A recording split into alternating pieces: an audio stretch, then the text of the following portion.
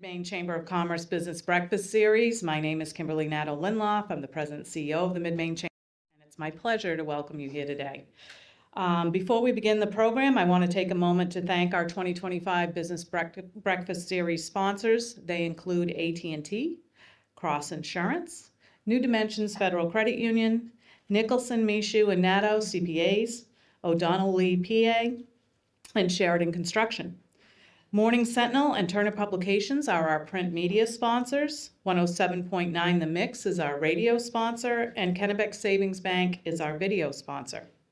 I also want to take a moment to introduce our new chamber members. They include Crazy Moose's Amish Outlet, The Color Craftsman, Community Regional Charter School, Saturday Night Loud, The Resilient Responder LLC, Waterville Community Land Trust, Inc., and Rose Key Reiki and Massage. We hope you had a chance to visit this month's Spotlighters. We had Sam's Club, Waterville Noontime Rotary, and Skills Inc. Thank you for being here. I'm going to remind you to take a second to turn off your cell phone. Do it now. I did mine for once. And you have evaluation forms at your seat at the table. Actually, my table doesn't, but I'll steal some. If you could fill those out, either leave them face down where you're seated, put them on the registration as you exit, whatever. If you could complete those, they're very valuable to our committee, and we provide the feedback as well to the speaker. I want to invite you to attend some of our chamber upcoming events. Our March Business After Hours will be held March 19th. It's being hosted by Prime Financial and Swish Indoor Golf at the Hathaway Building on Water Street in Waterville. Join us from 5:30 to 7 for good food, good drinks, networking, 50-50, and lots of door prizes. Please note, for a special pre-event treat from 4 to 5 that night, simulator golf bays will be available for free, and golf clubs will be provided if you want to try it. For those trying out a simulator, participants will be entered into a raffle to win 2 $25 chamber gift certificates. Save the date. We're holding a combined Dirigo Lab speaker series and Meet the Reps event with an opportunity to meet and ask questions of our local and state representatives. That's going to be held on Wednesday, April 9th at Brick's Co-working Space in the Hathaway Creative Center, so across the hall from Swish.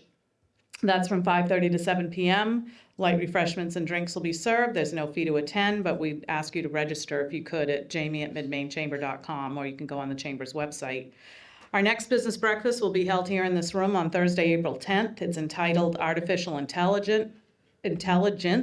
What is it? How does it work? And how can it help me?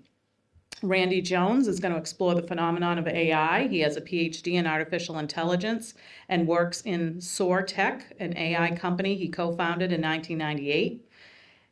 Its focus on building human-centered artificial intelligence for various applications, and will share how it could be useful in your life and your organization. Again, 7:15 to 9 a.m. right here, and you can register on the Chamber's website. And our 62nd annual awards ceremony is coming on Thursday, April 24th. It's a red carpet event to honor 9 of the area's finest individuals and businesses. It's going to be held around the corner at the Elks Banquet Center on Industrial Road, and it goes from 5 to 8 p.m. Tickets are on sale for $75 a person. It will sell out, so if you'd like to go, please let us know. You can email cindy@midmainechamber.com. And our business-to-business showcase is happening in May on the 21st at Thomas College in the Fieldhouse from noon to 6. We are doing the $1,000 cash prize drawing again. That is being, held for booth participants and attendees. Take advantage of the great networking opportunities. There'll be over 100 businesses registered. And again, you can contact Cindy for that. Today's presentation is entitled Creating the Housing Supply That Maine People and Maine's Economy Needs. Greg Payne, Senior Advisor on Housing Policy in the Governor's Office of Policy Innovation and the Future, will discuss the latest information about our housing needs, barriers to production, and state policy initiatives to address them. Greg's going to focus on ways that the governor and legislature are approaching housing issues and how business leaders can effectively engage in the process. There will be time provided for Q&A following the presentation. This event is live streamed, and a link can be provided to you following the event because it is also taped, so that if you want to share it with your colleagues or re-listen to it, you can do that.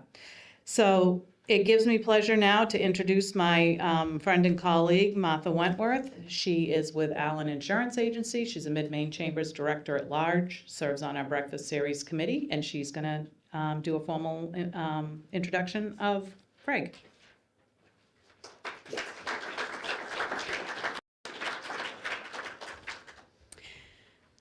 Thank you for joining us this morning. It's my pleasure to introduce Greg Payne.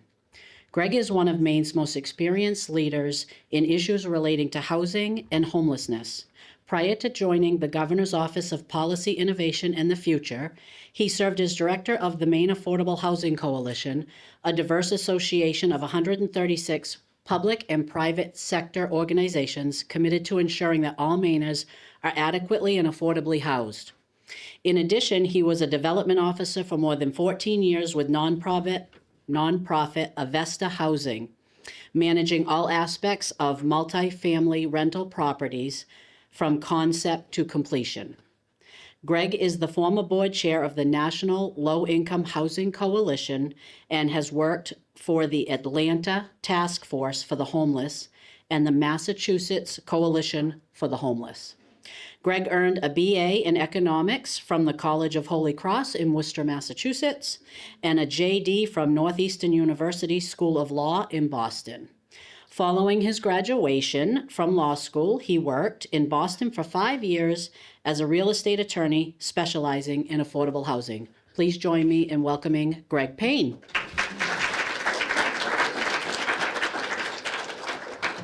Thank you. Good morning, everyone. Thank you very much for the introduction. Thank you for having me.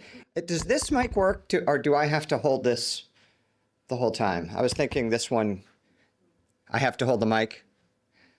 Okay, bummer. Okay. Well, anyway, good morning. Thank you very much for having me here. I really appreciate the invitation. Again, my name is Greg Payne. I am the Senior Advisor on Housing Policy in the Governor's Office of Policy Innovation and the Future. I'm also the only housing advisor in the Governor's Office of Policy Innovation in the Future. We won't dwell on that. You know, for those of you who are unfamiliar with this office, the name is something interesting. GOPIF is our acronym. But we are an office within the governor's office. And the governor created GOPIF when she took office in 2019 based on feedback and thought-provoking from the author Kurt Vonnegut, who said that every government ought to have a department of the future. This office, I mean, just generally speaking, just so you know, like a lot of governor's offices around the country, it's kind of similar in Congress. Like there are staff who have a multitude of issues in front of them. And so you might have a staffer who kind of advises a governor or a member of Congress on transportation and healthcare and veterans issues and military, and this all over the place. And people don't really have an opportunity to do a whole lot more than put out fires and kind of be reactive. And so generally, from my vantage point at least, one of the reasons that an office like GOPIF works well is because our job is to work on big, long-term, cross-cutting issues that kind of need proactive policy initiatives. They need people to be actively working on things to kind of deal with siloing that might happen in state agencies to try to get things done. And that's what GOPIF is really about. Again, I'm the only person working on housing, but there are others in my office working on climate issues and workforce and childcare and these big long-term problems that we need to solve. And that really is the mission of the office, is really just to work across agencies to get things done. And again, be proactive on these big issues rather than reactive. I want to kind of at the beginning here just also acknowledge a couple of my friends from the legislature that are in the room, Senator Dick Bradstreet and Representative Cassie Julia. Senator Bradstreet was on this Joint Select Committee on Housing in the 131st legislature, so we got a chance to work together there. Representative Julia is now on the Joint Standing Committee on Housing and Economic Development. And so, as we get in this conversation to some of the things that are happening now, these are things that Representative Julia is going to be right in the middle of voting on. And so I think it kind of gives many of you in the room interested in these issues, I think, a vehicle by which to talk about how the legislature can do helpful things on these issues. I think we have until 9 o'clock. I can't really imagine talking at you for 50 minutes or so. I think that what I want to do is start with just how the administration and the legislature have been approaching these issues to date over the last several years. And then maybe stop and get some feedback or maybe have a little Q&A about that. And then from there, I am going to talk a little bit about some reporting that has come out recently, some new data that has driven us to the point of particular policy proposals that are about to be in front of the legislature. And that's sort of what I'm going to sort of end my remarks on, is some of these issues that are about to come up for votes and conversation. And I think, one of the things when I took this job because this is my first time working in government. I've always been a practitioner in the housing sector in various ways, as a developer or an advocate or a lawyer. But this is my first time being in government. And one of the things I've kind of always wanted to make sure to do is avoid being, kind of a government official who has an office in Augusta and is a little insular in terms of thinking and feedback. Having an opportunity to be with you is really helpful for me. I'd love to have this be a two-way conversation. Ultimately, I'd love to hear your thoughts and feedback as we come to what's going to be a really important 3-month period between now and when the legislature adjourns for the year. Again, I really value having the opportunity to hear your own experiences and feedback as we approach these policy conversations that are going to happen very soon. So I think that's what I'd like to do. I want to start by just kind of talking through the way that especially the administration has tried to approach housing issues. And I think the single biggest thing that we have been focusing on is growing the supply of housing. That is what we believe is our single most important charge in tackling this issue. And there's primarily two different ways we've been trying to do that. One is in terms of affordable housing, kind of with a capital A, capital H, housing that has specific rent requirements and restrictive covenants and all the rest of it. That is sort of one element, an important element of it.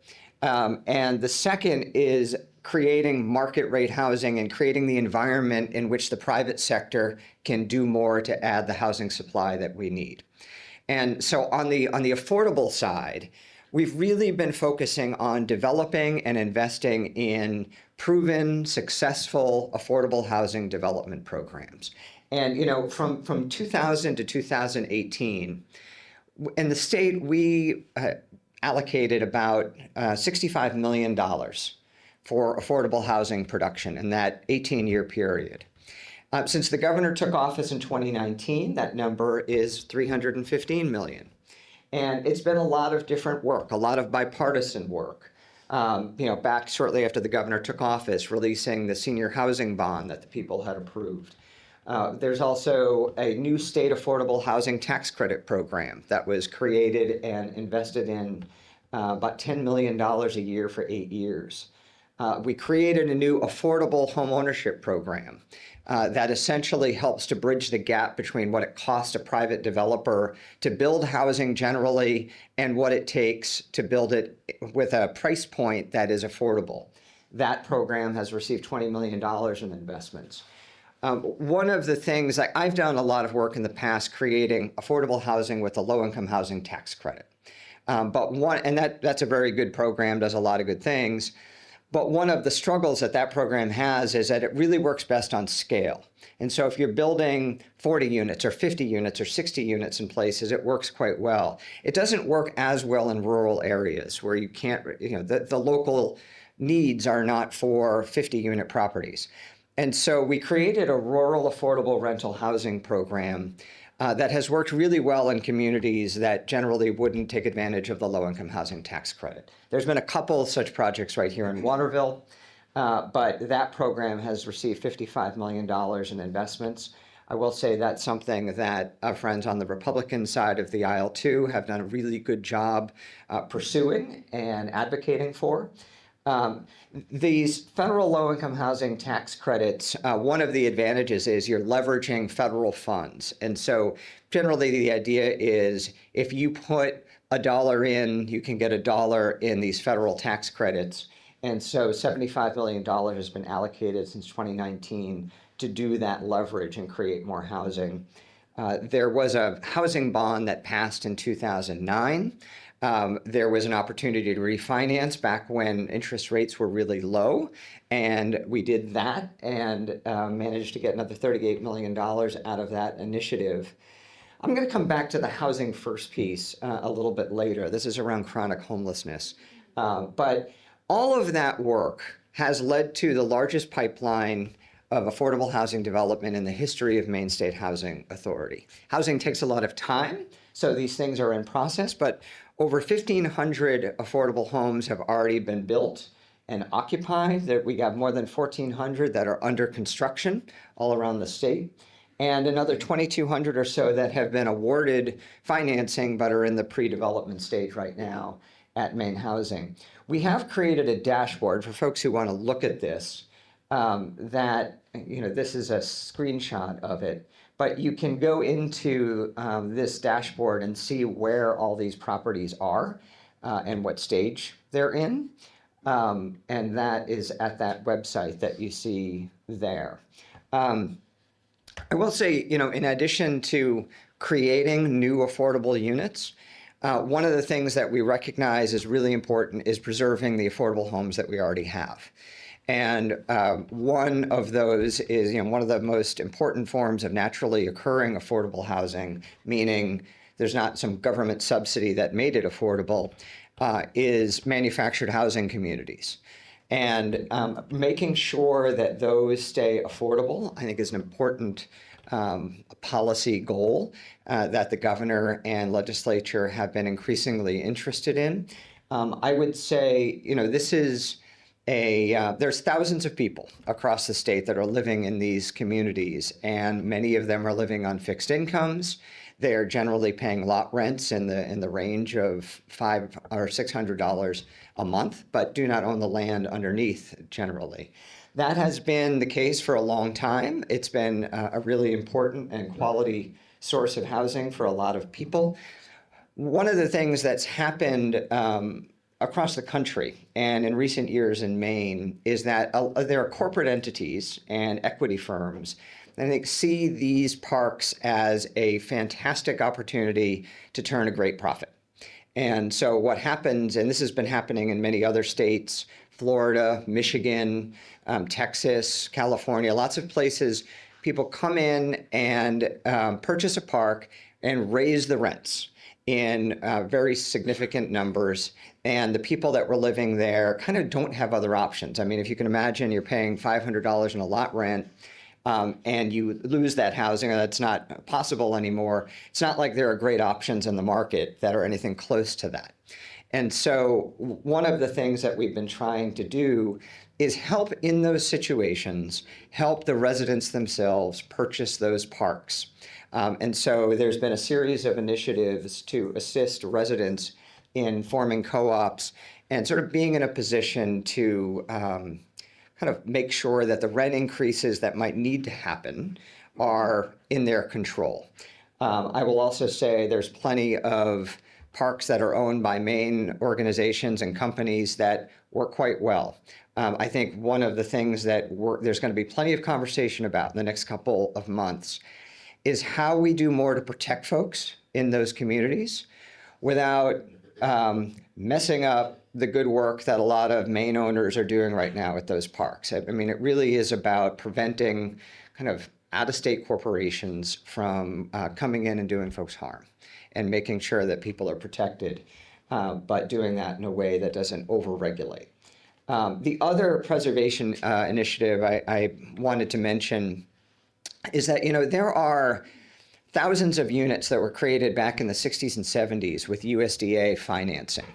And they were built, with these covenants on them that lasted, say 40 years or so. And after those 40 years, owners are free to go ahead and charge market rates if they want to. We are getting to the end of those restrictive covenants at this point. And this is a national issue. It's just that I think per capita, Maine has more of these than any other state. And these are generally, on average, 25-unit properties, typically older Mainers who are living on fixed incomes, and there's rental assistance in those properties. One of the things we are trying to do with the benefit of some state credits is help nonprofit owners buy those properties and keep them affordable. The feds say if you are able to find a nonprofit willing to keep it affordable, we will provide rental assistance to help with that. So those both are affordable housing preservation initiatives that are very important. The thing I wanted to mention kind of in this affordable space before moving to the sort of how we are trying to help the private market create more housing too, is this housing first piece. And this is around chronic homelessness. I think, obviously I think Mid-Maine Homeless Shelter, I think folks maybe hear from, does great work.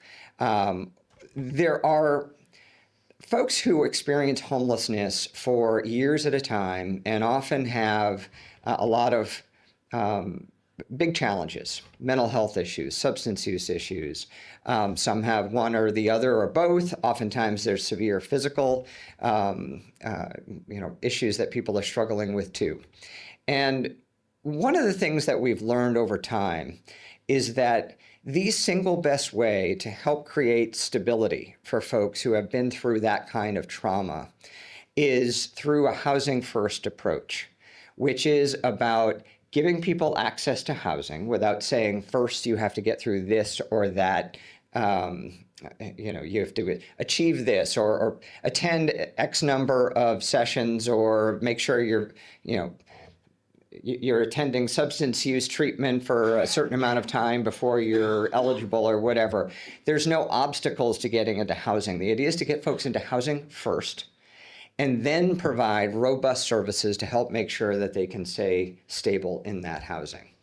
The particular approach that has worked to a really, really exciting level in several different Portland properties is with 24/7 on-site services, so that when people might otherwise have a mental health episode at 2 a.m. that ultimately results in an eviction otherwise, there are people who are there who are trained social workers who can help people get through that difficulty. That Housing First initiative is, and the governor and legislature approved this a couple of years ago.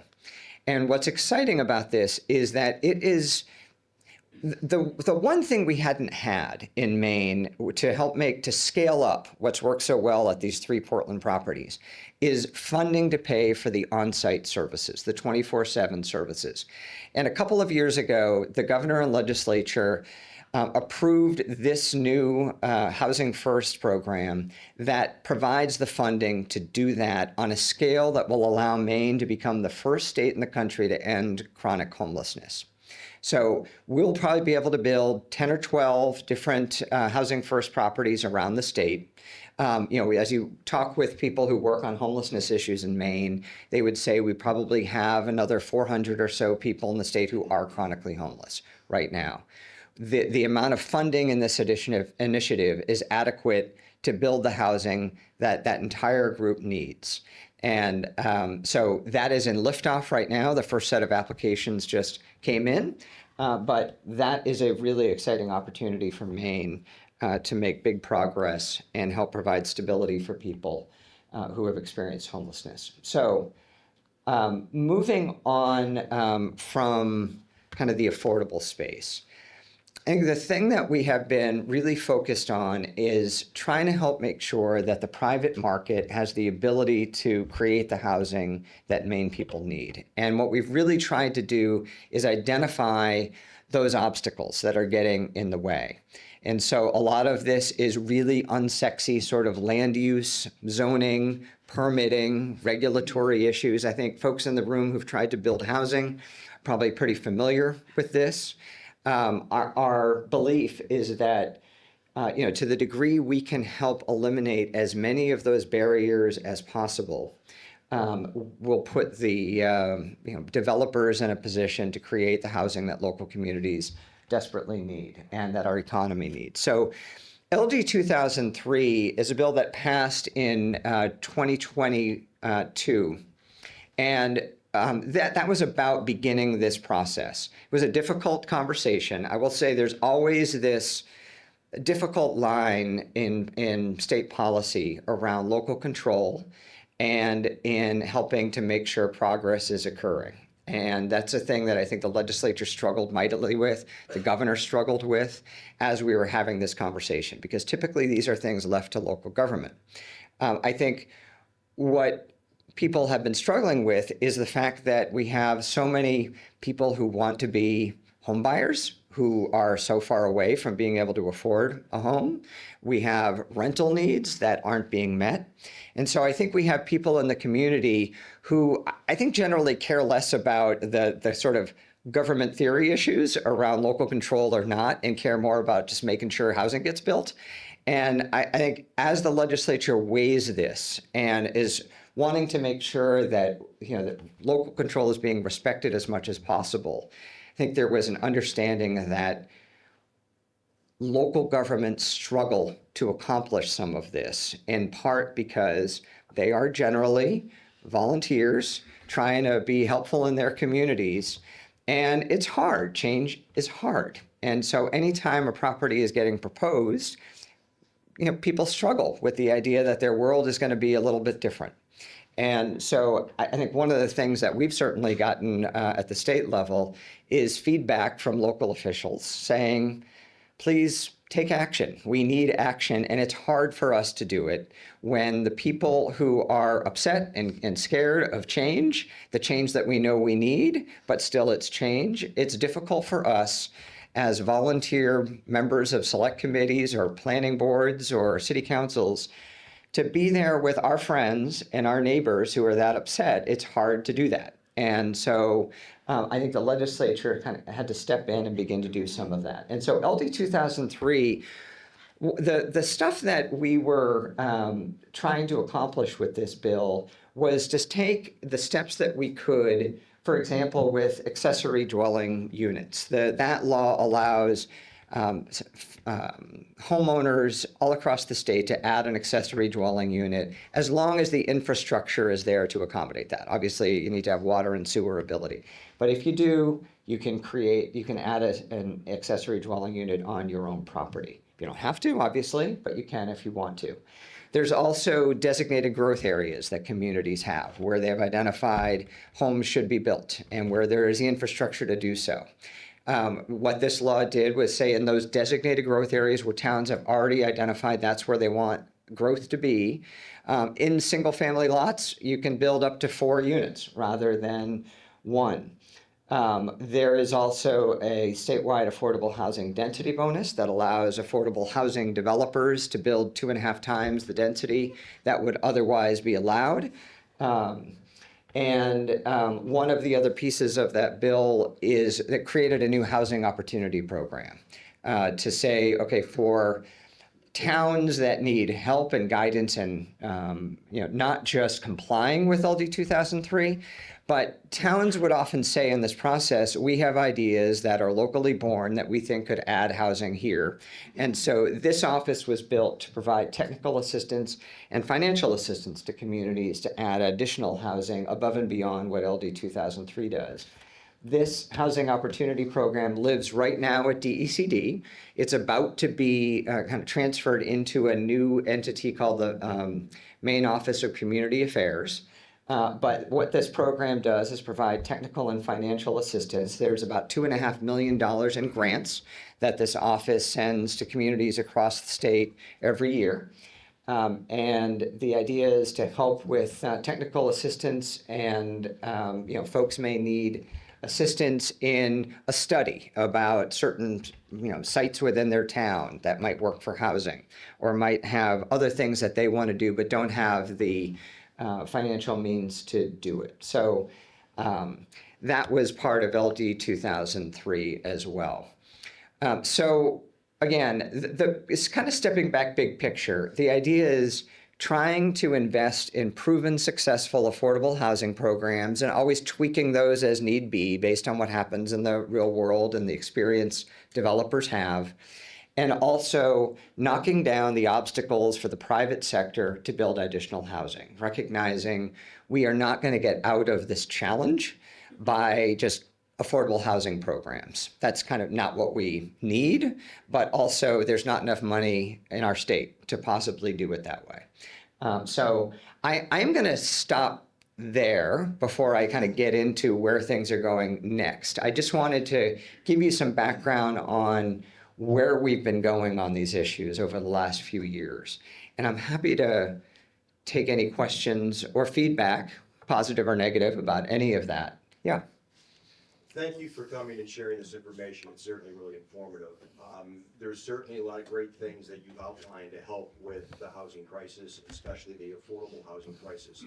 There also is a crisis, as I'm sure you've already mentioned, that you have first-time home buyers that are trying to get out of that affordable housing, bracket, so to speak, and into maybe their first home. And we have seen the cost of construction skyrocket, not just in our state, but nationally, whether it's brand new codes or regulations or whatever. Could you please maybe share with us some of the regulatory cuts and other code adjustments that are being considered to bring down the actual construction costs of affordable housing as well as just regular average everyday housing?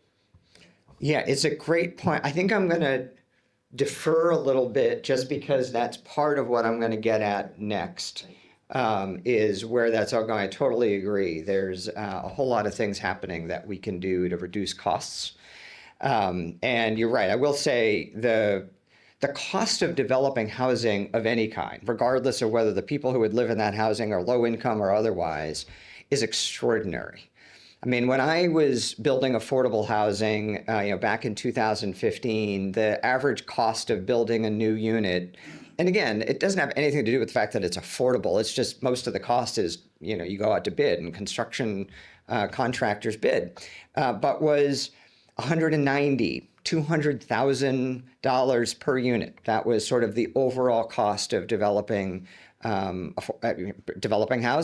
It's now like $375,000 a unit.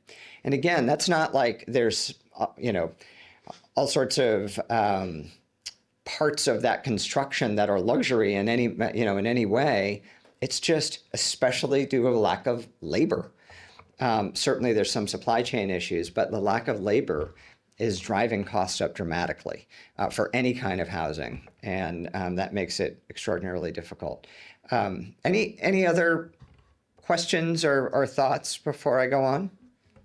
Yeah. Just thought maybe you could mention the cost savings also associated with affordable housing and moving people out of the shelter environment into more affordable housing and having adequate affordable housing to avoid cost associated with shelters and emergency housing. Sure. Yeah, happy to. This is, and it's actually kind of very present because I think Representative Julie and others are going to hear a bill next week on shelter funding. Because the shelter system, including Mid-Maine homeless shelter, is struggling mightily right now. Obviously, needs have risen, costs have risen. The resources available to shelters to do their important work have not risen at the level it needs to. So there's a bill that's going to be coming up to try to provide some more resources to shelters across the state. The cost generally of providing a shelter bed. And just to be clear, that's not about just a bed, but it's about all the services that are provided at shelters as well to help people move out of homelessness, to help them address a whole lot of challenges going on, is about, in the high 90s dollars per day is the cost of providing that. Obviously, when you can get folks out of that environment and into their own independent, stable housing, there's an incredible cost savings associated with that. And going back to the conversation about housing first, what happens, especially when you have folks who have been homeless for a long time, they are using hospitals and emergency rooms for their health care. Their physical health deterioration is incredibly problematic. And so the public costs associated with that, often with being picked up for the cost of living outside, people go to jail, get released. The costs associated with that are tremendous. And the idea with Housing First, again, and what happened in these Portland properties is that when you took one of the things they did at Logan Place, which is the first Housing First project in the state, is they looked at the costs associated with healthcare and public safety issues in the year prior to entering that Housing First site, and then compared those with the costs that were associated with those same people a year after moving into that Housing First site. And on net, there was a public savings, even counting all the work that was put into and the expenses associated with building the project. And so I think the idea here is that we can do better than paying for people to live in shelters, and housing is a lot less expensive. I guess maybe what I'll do here is quickly move through the rest of this so we have a little bit of time to talk about some of the initiatives that are about to get in front of the legislature. So we, back in 2023, asked HRNA advisors to help us identify our production needs in Maine, our housing production needs. And so they produced this study for us. I'm not going to get into each of the findings, but the general takeaway was based on both a historic underproduction of housing and looking at the future need between now and 2030. Their conclusion was that we have about 80,000 units of housing that need to be constructed by 2030, not to just deal with our historic underproduction, but make sure that we have the housing that we need to support the economy that we have the opportunity to grow. So they concluded we have 38,500 homes that are needed based on historic underproduction, and another 38,000 to 46,000 needed based on population growth expectations. So that means we obviously need to increase our building capacity. HRNA also created this housing data portal that you can go to that has a lot of detail about all of this. But I think kind of big picture, the takeaway is we need a ton of housing, and I think we all know that. We then took that and created our housing production goals, which really kind of broke this down on a county level. And these production goals are sort of how we get from where we are now to where we need to be. It broke it down by county. You can see in Kennebec County, another 9,700 units needed. And that sort of brought us to where we are now. And so I think what we were saying to these folks at HRNA was, thank you for your help in identifying our housing production needs. But if we are where we are right now, and we know that we need another 84,000 units between now and 2030, based on estimates of population growth and our economy, how do we get from here to there? Like, there are a lot of levers we don't get control to control in all of this. We don't get to control what the Fed does on interest rates. We don't get to control how the Feds, do housing policy, or how Congress is going to appropriate funds at the federal level. Here we are, though, at the state level, and there are some levers we do have. And so the ask to HRNA was, what is it that we can do that's in our control that'll help us build the housing that we need? How do we build more housing more quickly at a more sustainable cost? And we just recently released this report about a month and a half ago, and it lays out a couple dozen different initiatives that we ought to consider. And I'm not going to talk through each of these, but they were in these three different buckets around streamlining process and building public capacity, incentivizing production and increasing transparency, and strengthening the private sector. And what is going on now is that there are proposals that are coming into the legislature that correspond with many of these recommendations. And so what you're going to see, and this is where I kind of want to have more conversation, is these are the things that are about to hit. The things that I think the legislature and the governor are going to be considering on how we can make progress. We're in a budget environment right now where we're not in a position to provide the kind of subsidies for affordable housing production we have in recent years. A housing bond is something that there are members on both sides of the aisle actively considering for new production and for home repair.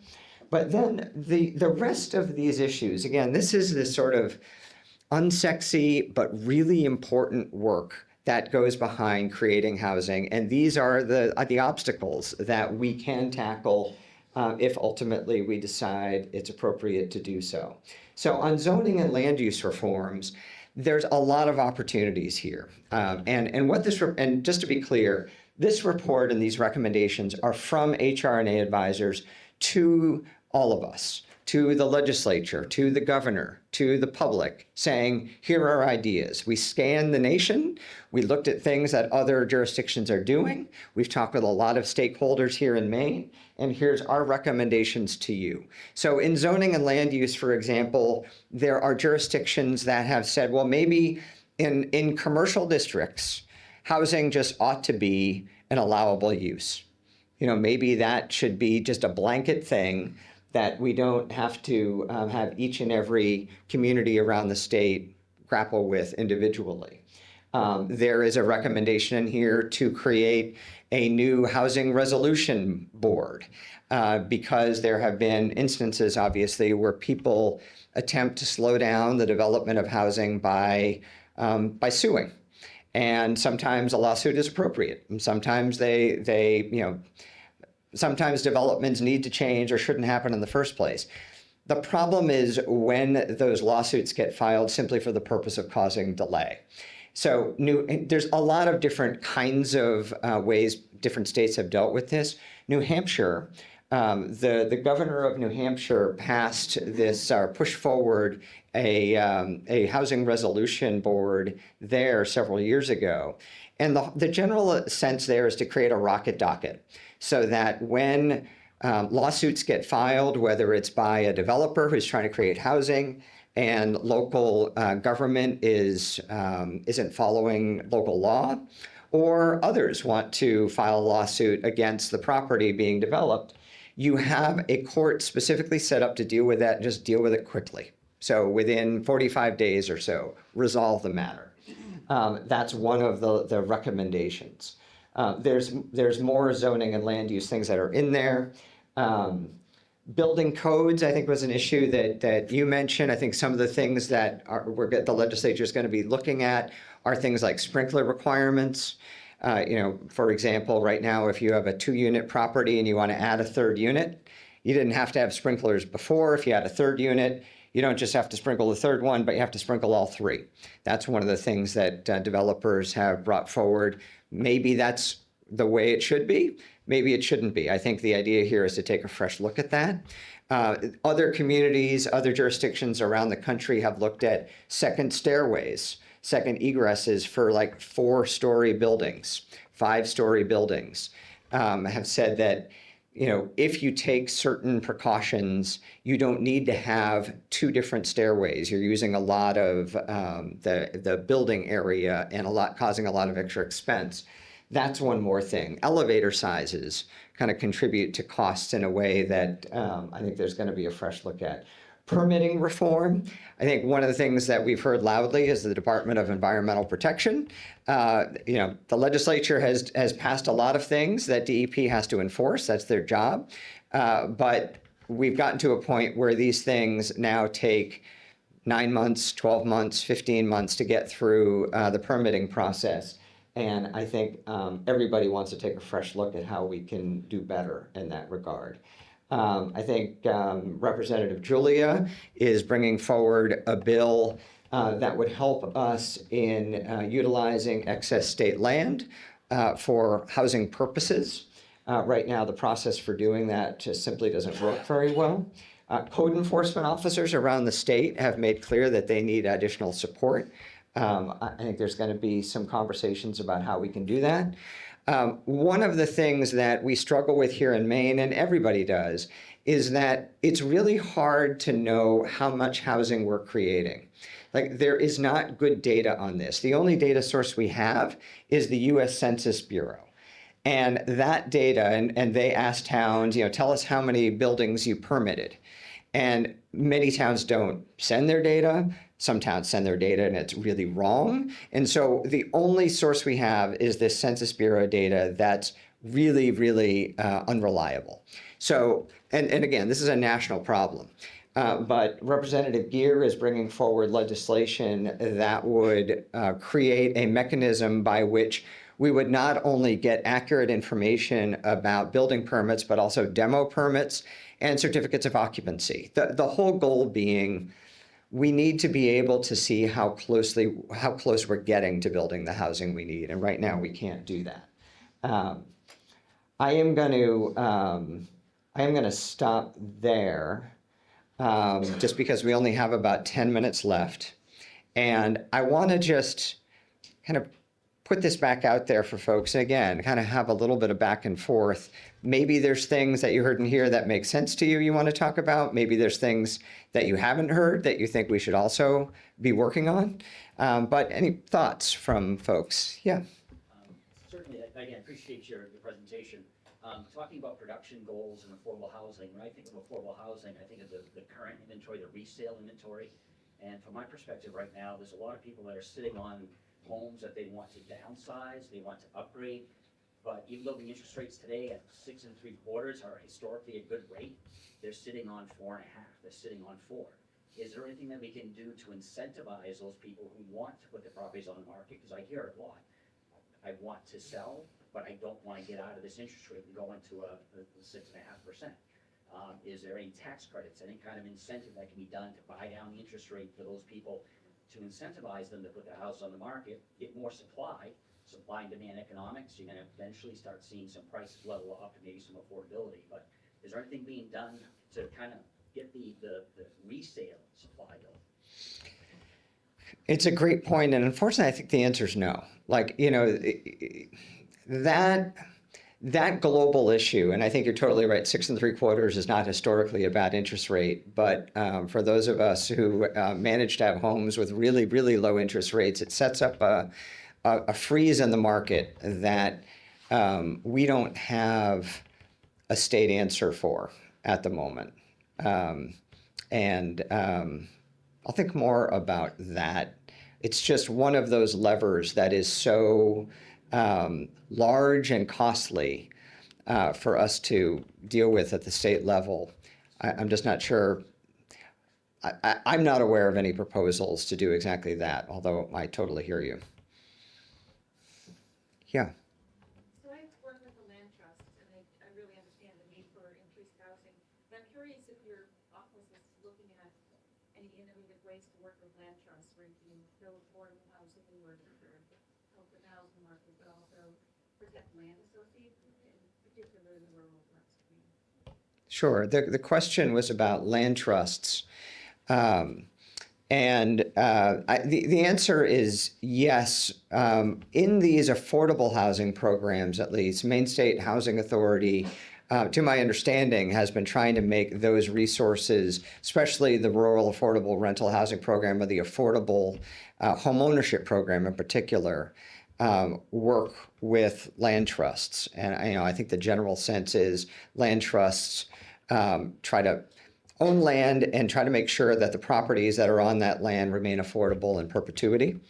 There are land trusts across the state, but it is one of the ways that communities are working to try to create affordable housing opportunities. And so the answer should be yes. And certainly if you're struggling with making that work with Maine State Housing Authority, please be in touch, because my understanding is that they want to be partnering with land trusts. Other, yes. May I share the PowerPoint with anybody who asks for it? Oh, absolutely. Yeah, certainly this PowerPoint, as well as links to each of these reports, I'm happy to share with the group. I am feeling like one of the things I wish I had put in this slide deck is an article that, or at least the front page of this article, that came out in the Wall Street Journal just within the past month or so. And the headline from this Wall Street Journal article is, "People finally flocked to Vermont. It didn't last." And the article is all about the fact that, and much like in Maine, one of the things that's happening, we were talking earlier about why do we have the affordable housing struggles we do? And the single biggest reason for that is because production of market rate housing fell off a cliff after the Great Recession, and we never quite recovered from that. But beyond that, here in Maine, we've had the benefit of in-migration. We had long been a state that was generally exporting people. And with the pandemic, Maine flipped that. And more people were coming to Maine than leaving Maine, which is a really, really great opportunity for us in the medium and long term. In the short term, it's obviously exacerbating some housing challenges. And in Vermont, they had the same issue. Like, they had all of a sudden a bunch of people coming to Vermont. And what this article gets into is that has now reversed. And they are once again a net out-migration state. And the article is talking about how the single biggest reason for that is because those people who came in, who loved Vermont, beautiful place, nice people just like Maine, was because they could not find the housing that they need. The housing units that were there were not affordable. And I think this is sort of like the poster child. This is like the bulletin board material for all of us in the governor's office, I think for the legislature, to make sure that we don't become Vermont. And again, this is about not just affordable housing, it is about housing for everybody. And so we are deeply committed. I want you to know the governor is closely engaged on these issues, wants to do big things. My sense is that the legislature on both sides of the aisle wants to do big things. And so we have this opportunity right in front of us. I would just encourage you to stay involved, talk with Representative Julia, talk with Senator Bradstreet. We have an opportunity right now to do a lot. And again, not everything, because we don't get control interest rates. There's a lot of things we can't control, but these things we can do. And I hope we take the opportunity to do it. I hope you'll reach out, feel free to reach out to me, but to reach out with your representatives as well, because this issue has not fallen into that trap of red and blue and Democrats and Republicans. People understand this affects all Mainers.